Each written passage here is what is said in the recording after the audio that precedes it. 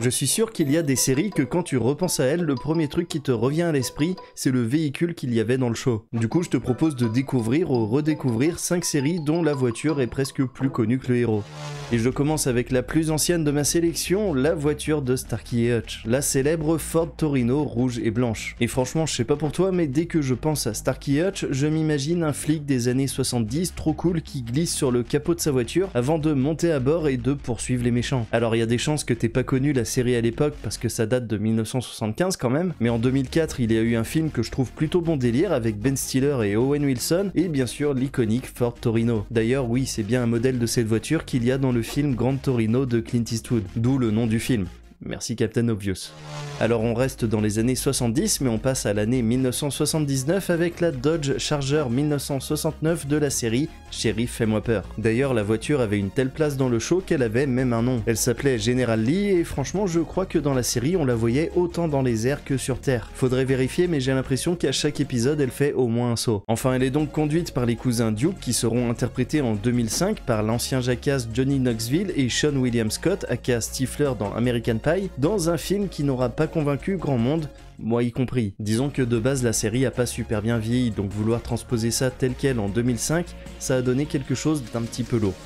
Allez, on change de décennie, direction 1982 avec peut-être la plus mythique des voitures du petit écran, Kit de la série K2000. Là c'est simple, la voiture est un personnage à part entière puisqu'elle a une intelligence artificielle et qu'elle parle, ce qui lui permet de dialoguer avec l'autre star de la série, le légendaire David Hasselhoff. Et donc en ce qui concerne Kit, eh bien il s'agit en fait d'une Pontiac Firebird Trans AM 1982 de 3ème génération. Et oui, ça aurait été dommage de lui donner un nom simple à prononcer. Alors la voiture de base ne ressemble pas tout à fait à Kit puisqu'elle a été modifié. D'ailleurs, le scanner avant est le même que les yeux des cyclones de la série Galactica qui a été créé par la même personne. Bon, en 2008, la série a fait son retour, mais déjà c'était sans David Hasselhoff, ce qui est une hérésie en soi, mais en plus ils ont remplacé Kit par une Ford Mustang GT 500. Alors j'aime bien cette voiture, hein, c'est pas le souci, mais pour moi, K2000, c'est David Hasselhoff et une Pontiac. Et d'ailleurs, je dois pas être le seul à être un petit peu psychorigide sur le sujet parce que la série a fait un flop.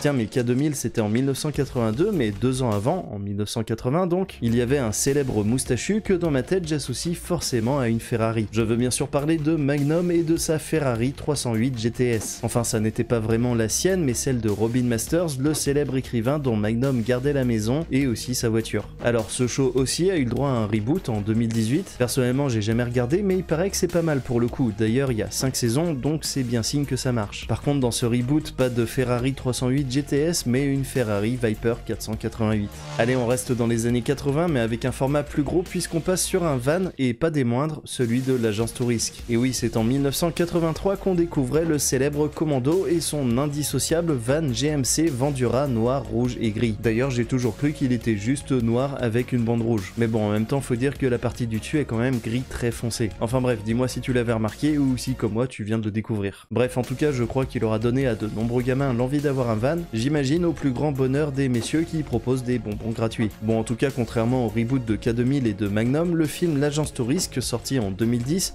aura au moins eu le bon goût de conserver le même van, généralement piloté par Barracuda, évidemment. Et pour finir, on passe en 1990 avec une voiture qui est bien loin du côté badass des véhicules que je t'ai présenté précédemment. Mais ça n'empêche que je la trouve iconique et indissociable de son héros, Mr Bean. Et oui, je suis désolé, mais quand je pense au célèbre personnage de Rowan Atkinson, je pense systématiquement à sa Mini. Alors dans le premier épisode, c'est une Mini MK2 orange qui finit écrasée par un bulldozer, mais après on découvre très vite la mythique Mini 1000 de couleur verte. Et bien sûr, toujours avec un vieux loquet de porte et son cadenas. Je sais pas pourquoi, mais c'est un détail qui m'a toujours fait marrer. Voilà donc pour moi les voitures les plus mythiques du petit écran, mais bien sûr si toi tu en as d'autres qui te viennent à l'esprit, bah n'hésite pas à me le dire dans les commentaires. En tout cas ça m'a bien fait marrer de me replonger dans ces vieilles séries comme je le fais régulièrement avec mes vidéos, tu te souviens. D'ailleurs si tu connais pas, c'est sûrement que t'es pas abonné, donc surtout n'hésite pas à le faire, tu verras c'est plutôt sympa. En tout cas merci pour ton soutien, je te dis à très vite et d'ici là, prends bien soin de toi.